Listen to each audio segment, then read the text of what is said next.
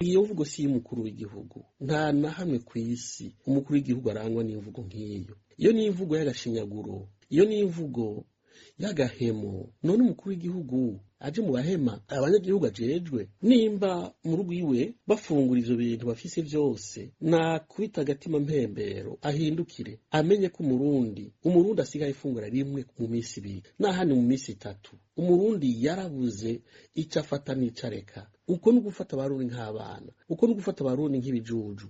Nafate yishire mu kibanza c'umukuru w'igihugu, kizira gushinyagurira abarundi, kizira guhema abarundi ajejwe, kizira guca ku muvyimba abarundi ajejwe. Ivyo bintu biratosekaza cane urwego rw'umukuru w'igihugu cane. Ngira bashikira ubutegetsi batazi carico, ntibazi uburemere n'ivyangombwa umuntu ateza kugira aje kwisonga, aje kuba umukuru w'igihugu nyawe. Ngira ntavyo bazi. None iyo mvugo yemwe Burundi buragowe cane. Mukuru w'igihugu ishire mu kibanza cawe nk'umukuru w'igihugu.